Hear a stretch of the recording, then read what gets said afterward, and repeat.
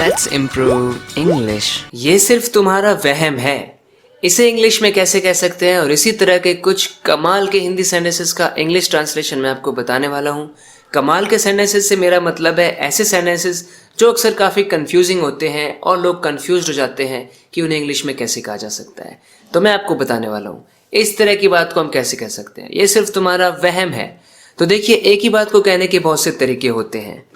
इसे हम कह सकते हैं this is just your false notion. This is just your false notion. Notion होता है बिलीफ आपका, और वो बिलीफ कैसा है? False. This is just your false notion. या कह सकते हैं this is just your misconception. Misconception मतलब रॉन्ग आइडिया, आप कुछ गलत सोच रहे हो। This is just your misconception.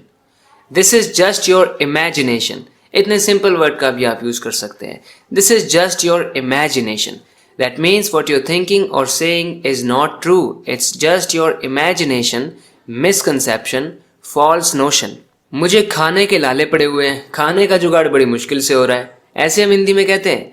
English में इसे कैसे कह सकते हैं? हम कह सकते हैं I am not able to make both ends meet.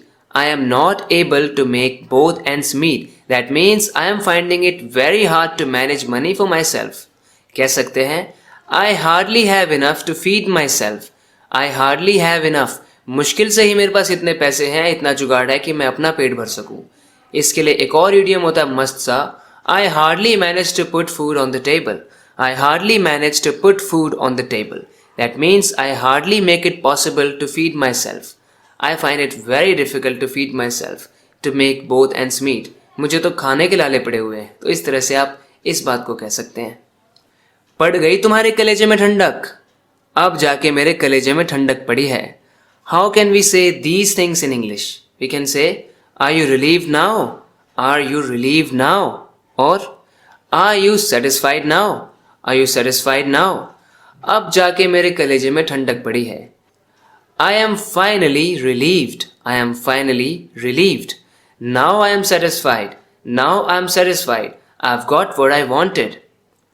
पूरी गली में सन्नाटा छा गया, ऐसे हिंदी में कहते हैं कि सन्नाटा छा गया। A heavy silence filled the whole street. A heavy silence, गहरा सन्नाटा। हैवी साइलेंस ये कोलोकेशन है, हैवी साइलेंस इस तरह से कहा जाता है। A heavy silence filled the whole street. जैसे कहना है इतना सन्नाटा क्यों है भाई, इतना सन्नाटा क्यों है। Why is everyone so quiet? आप ऐसे कह सकते हैं why is everyone so quiet. Simple words में Why is everything so quiet? मान लीजिए जब वहाँ पे कोई लोग ही नहीं है, सिर्फ आप देख रहे हो कि गली सुनसान है, या फिर आप ऐसे ही देख के कह रहे हो कि यहाँ पे इतना सन्नाटा है, तब हम everyone तो नहीं बोल सकते ना, तब हम कहेंगे Why is everything so quiet? या आप कह सकते हैं Why is there a heavy silence? Why is there a heavy silence? Many times we think that what we want to say is difficult to translate into English, but in fact it's not. There are very simple ways to say something that you want to say in Hindi. They are very simple, but people still get confused. You need to use your mind and use some other ways to say the same thing. Actually, when you don't get the exact word or exact kind of phrase that you're looking for, just resort to using something else. Use something else. Use some other way to express what you're trying to say. And this will help you maintain your fluency in the language. I hope you get my point. Let's move ahead. अपने पैसों की गर्मी किसी और को दिखाना। इसे English में कैसे कह सकते हैं? अब पैसों की गर्मी किसी और को दिखाना, हमें सेंस समझना है। कहने का मतलब यहाँ पे क्या है? पैसों की गर्मी किसी और को दिखाना, मुझे मत दिखाओ। Show the power of your money to someone else. Power of your money, वो पैसों की गर्मी दिखा रहा है, मतलब कह रहा है ना मैं ऐसा कर दूंगा वैसा कर दूंगा। अपनी वो यही तो दिखा रहा है कि मेरे पास पावर है मेरी मनी में बहुत। तो मैं कह सकता हूँ show the power of your money to someone else. वहीं पे अगर इसी बात को मैं कुछ ऐसे कहूं, आज नहीं तो कल ये पैसों की गर्मी तुम्हें लेके बैठेगी। ये पैसों की गर्मी तुम्हें लेके बैठेगी। यहाँ पे अब मेरा मतलब क्या है? थोड़ा सा बदल गया, यहाँ पे थोड़ा सा सेंस चेंज है, समझने की कोशिश करनी है। आपके पैसों की गर्मी आपको लेके बैठेगी। पैसों की आप गर्मी दिखाते हो, गर्मी है आप में पैसों की। यहाँ पे घमंड से मतलब हो रहा है, आपके अंदर घमंड है पैसों का। कह सकते हैं your arrogance about your money will make you suffer sooner और लेटर। सूनर और लेटर का मतलब होता है कभी ना कभी फ्यूचर में। टाइम कोई ऐसा तो है नहीं कि पक्का है उस दिन सोमवार को 2 बजे ऐसा होगा, ऐसा कुछ पक्का नहीं है ना। सूनर और later your arrogance about your money, पैसे को लेकर जो आपके अंदर घमंड है वही आपको सफ़र करवाएगा, लेके बैठेगा आपको। उसकी चिकनी चुपड़ी बातों में मत आना। बहुत मीठा बोलता है, वो तुम्हें ठगने की कोशिश कर रहा है। चिकनी चुपड़ी बातें। Don't fall for his adulation. Don't fall for his adulation. Adulation मतलब कोई ऐसी स्टेटमेंट किसी की जो बहुत ज़्यादा प्रेज है उसके अंदर। कोई आपकी बहुत ज़्यादा प्रेज कर रहा है, बस मीठा मीठा बोल रहा है, लेकिन असल में उसका इरादा नेक नहीं है। So that's called adulation. So don't fall for his adulation. इसकी जगह आप इस तरह कह सकते हैं, don't be moved by his एजुलेशन।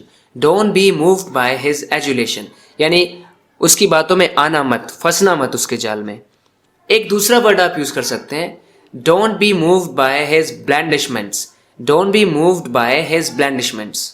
अब आप ये मत कहना कि ये वर्ड आपने सुना नहीं है। आखिर भाई, अगर आपने ये जानने की कोशिश की है कि चिकनी चुपड़ी बातों को इंग्लिश में कैसे कह सकते हैं, तभी तो आप ये वर्ड भी सुनेंगे ना। तो ऐसा होता है ना, तो मैं आखिर आपके लिए ऐसे ही वर्ड्स लाने की कोशिश करता हूँ जो ज़्यादातर आपको कहीं मिलते नहीं है, कोई उन्हें कवर करता नहीं है कि उन वर्ड्स को आप इंग्लिश में कैसे कह सकते हैं।